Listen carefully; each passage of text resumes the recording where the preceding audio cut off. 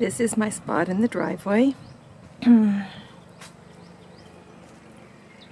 I am currently looking through Craigslist and Green Sheets and other newspapers for some land to purchase.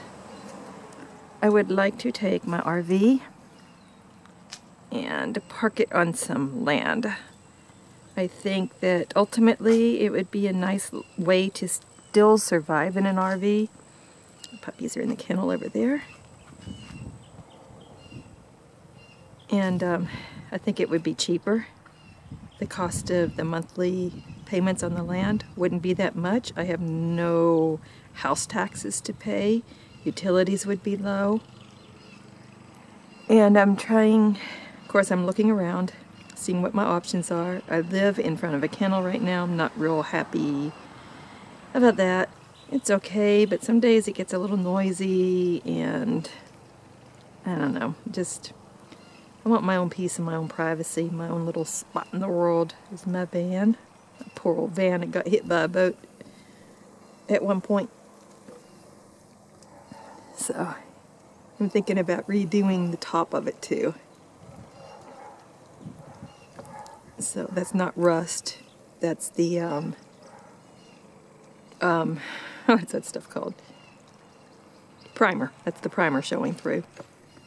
And I need to redo the windows on this side of the RV. That's why they're taped up with plastic. They need to be taken out and resealed. Just preventative for the plastic right now. I have some projects coming up in the near future on the RV. For one, I'm going to try to remove these awful, faded, cracked decals. That's going to be a job because they're thick, they're heavy. I'm either going to use a heat gun or try those strips, the magic eraser type strips, thingy-madoos that you put on a drill. I'm not too sure. That's been a project I've been wanting to do for a long time. And these little holes in my little plastic things, the little plastic strips that go around my doors and such, mud daubers did that. They eat through my plastic and go in and lay their eggs in there. Nice.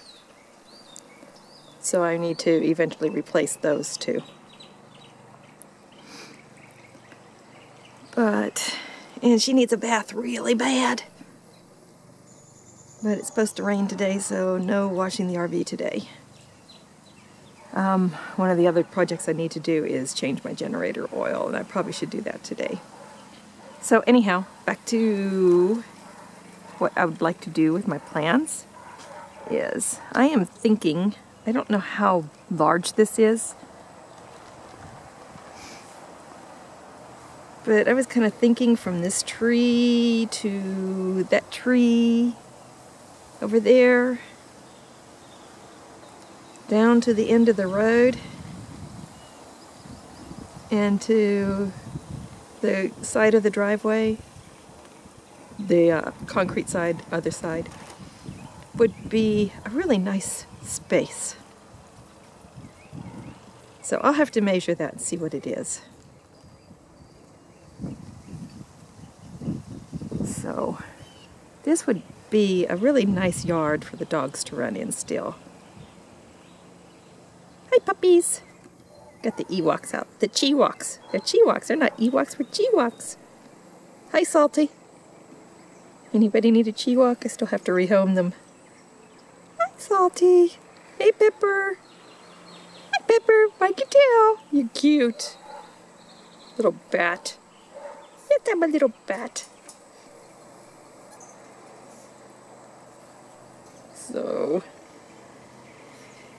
So I've been scanning the papers and such, hoping that I can find something. I'd like to get out of here before it starts heating up because I don't have proper power here, and I do not want to go through another summer of using a portable air conditioner in my motorhome. My roof air works very well. It'll freeze you out, and the problem is I need 30 amp power for it, and we just don't have that here. 20 amp is what I'm plugged into now. That's just not good enough for a 30 amp AC. So, and I know lots of people say, oh no, no, you can still use it, you can still use it. Well, guess what? I've already almost caught the house on fire. And I've almost crashed my AC a couple of times, so no, you cannot do that. And I have a voltmeter inside the RV that also tells me what kind of draw I'm using, so that helps tremendously. Because some days are good with the power here, some days are not so good with the power here, so that helps a lot. Plus, I figure if I buy some land, my payments won't be that much, and that would still allow me to take the RV off the property and do some traveling around.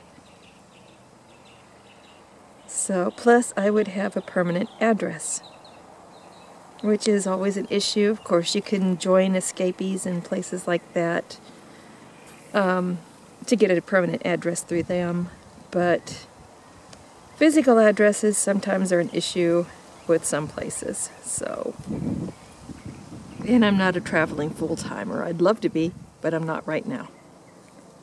So having an address really is kind of necessary. One of these days I'll probably sell my big van. Although I kind of hate to. She's my storage unit. But one of these days I'm probably going to sell my big van and get a small Toad. So, anyhow, it's a nice day. It's a beautiful day. 64 degrees, breezy, birds are chirping, beautiful weather. This would be the time to get some property and make my own little homestead. And of course, one of the options on buying land is I want to find land that's already set up with electricity, water, and sewer. There will still be some cost involved of getting it all set up, unless I get really lucky and find one that's already been set up for an RV. But there will be the cost involved. But having that put in when you buy a piece of property that doesn't have any of that on it is really, really costly. So that's something that you have to factor in as well, unless you're willing to go live totally off the grid. But with pets in the RV and stuff, that's not really very responsible living in Texas off the grid. When we get in the hundreds in the summertime, that could be quite dangerous. So, and I'm not really striving to be an off-grid person. I'm just striving for a more comfortable lifestyle.